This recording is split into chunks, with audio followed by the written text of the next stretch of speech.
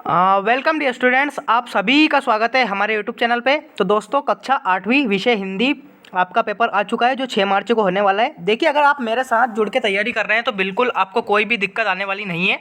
60/60 आप करके आने वाले हो परीक्षा में, बिल्कुल निश्चिंत रहिए। लेकिन जो बच्चा भी सोया हुआ है कि भाई पेपर के भरोसे ये क्या कुछ, ये मतलब जो पढ़ ही नहीं रहा है, बिल्कुल पढ़ाई ही नहीं कर रहा है, तो वो भाई फेल ही होने वाला है। इसलिए मैं बार बार बोल रहा हूँ कि जितना मैं बता रहा हूँ उतना सफिशिएंट है। आपका पूरा का पूरा पेपर मैं बता रहा हूँ बार बार, ठीक है। चलिए तो शुरू करते हैं बिना किसी टाइम को बर्बाद किए। अब ज़्यादा कुछ बोलेंगे नहीं, क्योंकि जो भैया पढ़ने वाले हैं वो कर जाएंगे और जो नहीं पढ़ने वाले हैं वो बस ऐसे ही करते रहेंगे मक्कारी, ठीक है। तो आपको ऐसा नहीं करना है। मैं जब जितना बता रहा हूँ भाई, जितना आप मैं जो बता रहा हूँ आप कर रहे हो, तो 60/60 आप लेके रहोगे और मैं आपको दिलवा के रहूँगा, ठीक है। पिछली बार आपने देखा होगा क्या हालत हो गई थी बच्चों की, लेकिन इस बार नहीं होने वाला है ऐसा, क्योंकि आप अगर मेरे साथ तैयारी कर रहे हो तो 60/60 आप लेने वाले हो, ठीक है। चलिए शुरू करते हैं। अगर आपने चैनल को सब्सक्राइब नहीं किया तो सब्सक्राइब कर ले, क्योंकि चैनल पे ऑलरेडी एक वीडियो अपलोडेड है, उसकी जो लिंक है कमेंट बॉक्स में मैंने दे दी है, उसको भी जाके आप जरूर देखें। वो भी परीक्षा की दृष्टि से भाई वेरी वेरी इंपॉर्टेंट है, ठीक है। चलिए, तो आपका वार्षिक मूल्यांकन 2023-24 विषय हिंदी प्रथम भाषा आपका पेपर, यानी कि जो 6 मार्च को आपका पेपर होने वाला है, पूरा का पूरा आ चुका है, ठीक है। इस वीडियो में हम इसका कंप्लीट सॉल्यूशन करेंगे और साथ के साथ आप या तो नोट डाउन करते चलिए या फिर इसको समझते चलिए। और अधिक से अधिक वीडियो को शेयर कर दो यार। आप शेयर नहीं करते हो फिर बहुत बुरा लगता है, फिर पेपर मुझे बताने का ही मन नहीं करता है, क्योंकि आप शेयर तो करते ही नहीं हो, ठीक है। तो आप चैनल को कृपया करके सब्सक्राइब करें, अपने दोस्तों के पास शेयर करें और अधिक से अधिक इसको वॉच करें, ठीक है। चलिए शुरू करते हैं। वार्षिक मूल्यांकन 2023-24 पूर्णांक 60 नंबर का रहने वाला है, कक्षा 8वीं, समय आपकी 2.5 घंटे, ठीक है। चलिए शुरू करते हैं। पहला क्वेश्चन क्या है? बहुविकल्पी प्रश्न, प्रश्न 1 से प्रश्न 5 तक आपका पूछा गया है। चलिए, निम्न निर्देश दे रखे, प्रश्नों को पढ़कर नीचे दिए गए विकल्पों में से सही उत्तर का चयन करके आपको लिखना है। चलिए, पहला क्वेश्चन क्या है? देखिए, पहला क्वेश्चन क्या है? पहला क्वेश्चन है आपका, नव नभ के नव विहग वृंद को पंक्ति में कौन सा अलंकार है? तो मैंने आपको बताया है कि जिस काव्य रचना में एक से अधिक बार किसी वर्ण की आवृत्ति होती है तो वहाँ पे आपका अनुप्रास अलंकार होता है, ठीक है। यहाँ पे देखिए, नव, नभ और नव, ठीक है, यानी कि ना और ना, ये 3 बार आ चुका है, ठीक है। इसलिए इस कारण इस जो क्वेश्चन है आपका, इसमें कौन सा अलंकार आ जाएगा? आपका अनुप्रास अलंकार इस क्वेश्चन का करेक्ट आंसर हो जाएगा प्यारे बच्चों, यानी कि बी ऑप्शन इस क्वेश्चन का करेक्ट आंसर हो जाएगा। चलिए अगला क्वेश्चन देखते हैं। वर दे कविता के रचयिता कौन है? यहाँ पे 4 ऑप्शन दे रखे हैं। देखिए, सूर्यकांत त्रिपाठी निराला, जयशंकर प्रसाद, गिरधर या फिर महादेवी वर्मा। तो आपका क्वेश्चन का करेक्ट आंसर क्या जाएगा?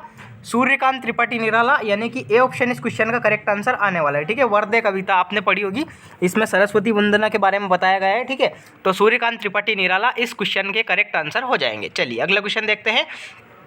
तीसरा जो क्वेश्चन है, विहग वृंद का क्या आशय है? ठीक है। ए है पशुओं का समूह, बी है मनुष्यों का समूह, सी है पक्षियों का समूह, डी है फूलों का समूह, ठीक है। चलिए, तो आपका करेक्ट आंसर क्या जाएगा इसमें?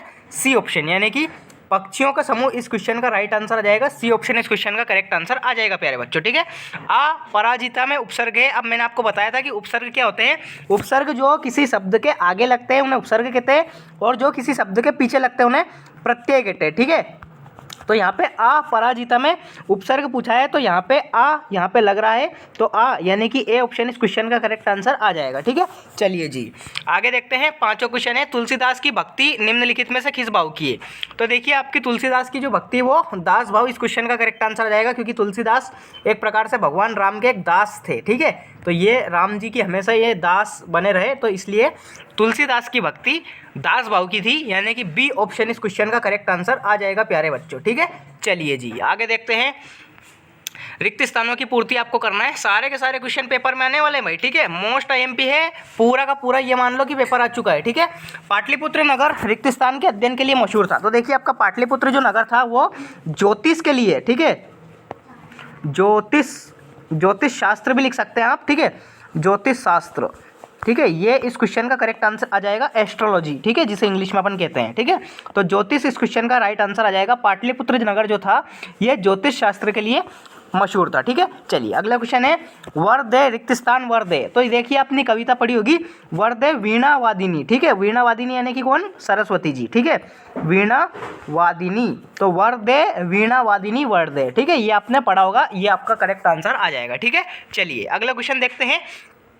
आठवां है उन्नति की कुंजी तो अविचल रिक्त स्थान ही है। ठीक है, तो इसमें आपका करेक्ट आंसर क्या आ जाएगा, इसमें आपका करेक्ट आंसर आ जाएगा श्रद्धा। ठीक है, श्रद्धा, ये इस क्वेश्चन का राइट आंसर आ जाएगा। ठीक है, चलिए इल्जाम शब्द का क्या अर्थ है, आपने देखा होगा कि तू मुझ पर इल्जाम मत लगा ऐसे वैसे। ठीक है, तो इल्जाम यानी कि आपका आ जाएगा आरोप। ठीक है, आरोप, ब्लेम, जिसे अपन इंग्लिश में ब्लेम कहते हैं। ठीक है, तो आरोप इस क्वेश्चन का राइट आंसर आ जाएगा, इल्जाम यानी कि आरोप। ठीक है, चलिए वीरजन्नी शब्द में रिक्त स्थान समास है, तो आपने समास पढ़े होंगे। देखिए मैं आपको बता देता हूँ कि ऐसा समास, ऐसा जो कोई सा समास है जिसमें प्रथम पद तो विशेषण होता है। तो यहाँ पे वीर, वीर मतलब क्या है, एक विशेषता बता रहा है। ठीक है, तो प्रथम पद तो आपका बता रहा है विशेषता, और दूसरा पद क्या है, जन्नी, जन्नी है विशेष्य, जिसकी विशेषता बता रहा है। ठीक है, तो वीर जन्नी में आपका कौन सा समास आ जाएगा, वीर जन्नी में आपका कर्मधाराई समास आ जाएगा। ठीक है, इस समास को कहते हैं अपन कर्मधाराई समास, ये इस क्वेश्चन का करेक्ट आंसर आ जाएगा। ठीक है, चलिए तो इस प्रकार से आपके रिक्त स्थान हो जाएंगे। अगले क्वेश्चन देखते हैं। अति लघुत्तरी प्रश्न, प्रश्न 11 से 16 तक पूछे जाते हैं, जिनमें प्रत्येक प्रश्न के लिए 2 अंक निर्धारित है। ठीक है, चलिए तो इन सबके मैं आंसर आपको शो करूंगा, इसलिए वीडियो में बने रहिए। सारे के सारे क्वेश्चन जो है परीक्षा में आने वाले हैं। ठीक है, चलिए तो पहले इनको रीड करते हैं, देन इनके आंसर मैं आपको शो करता हूँ। चलिए 11वां क्वेश्चन क्या है, 11वां क्वेश्चन क्या है, नब के माध्यम से कवि क्या कहना चाहता है। ठीक है, तो ये क्वेश्चन है आपका मोस्ट आईएमपी परीक्षा में आने वाला है भाई। ठीक है, तो इसका मैं आंसर आपको शो कर दूंगा। दूसरा क्या है, दूसरा है बाली को क्या वरदान था। ठीक है, बाली को क्या वरदान प्राप्त था, तो इसका मैं आंसर आपको बता दूंगा। सरस्वती किस संगीतज्ञ के गले में विराजमान मानी जाती है, तो सरस्वती माता जो है आपकी लता मंगेशकर। ठीक है, लता मंगेशकर के गले में विराजमान मानी जाती है। ठीक है, लता मंगेशकर, ये इस क्वेश्चन का करेक्ट आंसर आ जाएगा। ठीक है, लता मंगेशकर। चलिए डॉक्टर चंद्रा को सामान्य ज्वर के बाद कौन सी बीमारी हो गई थी, ये भी मैं आपको शो कर दूंगा अभी। ठीक है, मुफ्तखोरों के सरताज किसे कहा गया है, ये भी मैं आपको शो करने वाला हूँ अभी। ठीक है, इसलिए वीडियो में बने रहे और वीडियो को लाइक कर दीजिए और चैनल को सब्सक्राइब कर लीजिए। ठीक है, पटना के पास किन किन नदियों का संगम हुआ, तो ये मैं आपको डायरेक्ट बता देता हूँ। देखिए पटना के पास एक तो है आपकी सोनभद्रा। ठीक है, सोनभद्र। ठीक है, सोनभद्र यानी कि इसका नाम ही सोन है। ठीक है, तो सोन, एक तो सोन नदी प्लस एक गंगा नदी, इन दोनों नदियों का संगम हुआ है। तो आपको इसका खास ध्यान रखना है, क्योंकि मोस्ट आईएमपी है, सोन प्लस गंगा नदी का संगम यहाँ पे हुआ है। ठीक है, चलिए तो इनके आंसर अपन देखते हैं। 11वां, 12वां, 13वां, 14वां, 15, इनके आंसर अपन देख लेते हैं। देखिए आपका 11वें का आंसर क्या हो जाएगा, नब के माध्यम से कवि कहना चाहता है कि सभी प्राणी नए भारतवर्ष की रचना करें और उन्हें इस निर्माण में सभी साधन प्राप्त हो। इस कविता में कवि ज्ञान की देवी माँ सरस्वती से वरदान मांग रहा है। कवि यानी कि कौन, सूर्यकांत त्रिपाठी निराला। ठीक है, तो ये इस क्वेश्चन का राइट आंसर आ जाएगा। आप इसका या तो स्क्रीनशॉट ले लीजिए या फिर इसे कॉपी में नोट डाउन कर लीजिए। ठीक है, वीडियो को रोक कर। चलिए अगला क्वेश्चन क्या था, बाली को क्या वरदान प्राप्त था। ठीक है, तो बाली को यह वरदान था कि जो भी युद्ध के लिए उसके सामने आएगा उसकी आधी ताकत बाली में समा जाएगी। ठीक है, उसको ये वरदान था। इस वरदान के दम पर बाली ने बड़े बड़े योद्धाओं को धूल चटाई थी। ठीक है, तो ये आप इसका कर सकते हैं, बिल्कुल इजी क्वेश्चन है। डॉक्टर चंद्रा को ज्वर के बाद कौन सी बीमारी हुई थी, तो डॉक्टर चंद्रा को सामान्य ज्वर के बाद पक्षाघात की बीमारी हो गई थी, जिससे गर्दन के नीचे उनका सांग अचल हो गया था। ठीक है, तो ये इस क्वेश्चन का करेक्ट आंसर आ जाएगा। मुफ्तखोरों के सरताज किसे कहा गया है, तो मुफ्तखोरों के सरताज मुफ्तानंद को कहा गया है, जो किसी भी वस्तु को प्राप्त करने के लिए पैसा खर्च नहीं करना चाहते, वे मुफ्त में प्राप्त वस्तुओं का आनंद उठाते हैं। ठीक है, तो इसे कहा गया था मुफ्तखोरों का सरताज। ठीक है, चलिए अमृता देवी का क्या नारा था, ये मैं आपको बता देता हूँ। लघुत्तरी क्वेश्चन है, तो पहले उन क्वेश्चन को देखते हैं। देखिए अति लघुत्तरी क्वेश्चन सारे मैंने आपको बता दिए हैं, प्रश्न 11 से प्रश्न 16 तक। ठीक है, तो इनके आंसर मैंने आपको शो कर दिए हैं। मोस्ट आईएमपी है, परीक्षा में सारे के सारे आने वाले हैं। ठीक है, चलिए अगला क्वेश्चन है लघुत्तरी प्रश्न। लघुत्तरी प्रश्न प्रश्न 17 से प्रश्न 22 तक है। देखिए अमृता देवी का क्या नारा था, 17वां क्वेश्चन।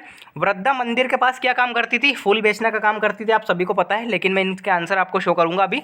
महेश्वर का प्राचीन नाम क्या था, तो महेश्वर का प्राचीन नाम था महिष्मति। ठीक है, महिष्मति, ये आपका करेक्ट आंसर आ जाएगा, महेश्वर का पुराना नाम। ठीक है, चलिए ये सारे के सारे क्वेश्चन आप देख सकते हैं। राजा के प्रथम 2 महलों में जो 2 लोग मिले वो कौन थे, माँ सरस्वती से क्या वरदान चाह रहा है, और सामने वाले की आधी ताकत अपने में खींच लेने की शक्ति हम सब में कैसे। ठीक है, चलिए इनके आंसर देखते हैं। देखिए अमृता देवी का क्या नारा था, तो अमृता देवी का नारा था सिर साँटे पर रुख रहे तो भी सस्तो जान, अर्थात सिर कट जाए पेड़ बचा रहे तो भी इसे सस्ता सौदा समझा जाए, राजा के सैनिकों ने पेड़ से लिपटी अमृता देवी को भी काट डाला। ये इसका नारा था। इसका क्वेश्चन का करेक्ट आंसर यह जाएगा। ठीक है, चलिए अगला क्वेश्चन क्या है। वृद्धा मंदिर के पास क्या काम करती थी? तो वृद्धा मंदिर के पास उसके दरवाजे पर फूलों की माला बेचने का काम करती थी। तो ये इस क्वेश्चन के करेक्ट आंसर हो जाएंगे। तो आप यहाँ पे देख सकते हैं पूरे के पूरे क्वेश्चन आप कर सकते हैं। ठीक है, प्रश्न 22 तक। अगला क्वेश्चन देखते हैं। देखिए, दीर्घोत्तरीय प्रश्न 23 से 26 तक पूछे जाते हैं। हर क्वेश्चन के आपके 5-5 मार्क्स होते हैं। ये भी मोस्ट IMP है। पहला क्वेश्चन क्या है? किसी एक महापुरुष के 10 वाक्य लिखिए। एक प्रकार से निबंध लिखना है आपको। ठीक है, जवाहरलाल नेहरू, महात्मा गांधी या फिर डॉक्टर अम्बेडकर, किसी का भी आप कर सकते हैं। Most IMP। ठीक है, जहाज का पक्षी किस बात का प्रतीक है? आशय स्पष्ट कीजिए। 25वां क्वेश्चन है, बाढ़ पीड़ितों की क्या क्या आवश्यकता होती है? और 26वां क्वेश्चन है, अपने प्रधानाध्यापक को 3 दिवस की छुट्टी के लिए आवेदन पत्र लिखिए। ठीक है, मोस्ट IMP है। ये जो एप्लीकेशन आप लिख सकते हैं कि मैं या तो बीमार था या मुझे ज़रूरी कार्य आ गया था, आपको 3 दिवस की छुट्टी चाहिए। ठीक है, आपने प्रारूप पढ़ा ही है कि यहाँ पे सेवा में, फिर यहाँ पे श्रीमान प्रधानाध्यापक महोदय, फिर यहाँ पे स्कूल का नाम लिखाएगा, फिर यहाँ पे विषय, फिर महोदय करके आप लिख सकते हैं। ठीक है, कि मैं आपके स्कूल में कक्षा 8वीं का छात्र या छात्रा हूँ, इसलिए मेरे घर पे मुझे कुछ काम आ गया था, या फिर मैं 3 दिनों से बीमार हूँ, इसलिए मुझे अगले 3 दिनों के लिए छुट्टी चाहिए। दिनांक डाल के आप धन्यवाद और आपका आज्ञाकारी करके लिख सकते हैं। ठीक है, बिल्कुल ईजी है। तो इस प्रकार से मैंने पूरा का पूरा पेपर आपको हिंदी का दे दिया है। यही आने वाला है, आप बिल्कुल भी टेंशन मत लीजिए। अगर आप मेरे साथ मिलकर तैयारी कर रहे हैं, जितना मैं बता रहा हूँ उतना कर रहे हैं, तो बिल्कुल आप 60/60 के हकदार हो और पूरा का पूरा यहाँ पे मैच होगा 60/60 एग्जाम में। ठीक है, चलिए तो इस वीडियो को अधिक से अधिक शेयर कर दीजिए, चैनल को सब्सक्राइब कर लीजिए, ताकि आने वाले वीडियो की नोटिफिकेशन सबसे पहले आपको मिल जाएगी। ठीक है, चलिए मिलते हैं नेक्स्ट वीडियो में, तब तक के लिए टाटा बाय बाय।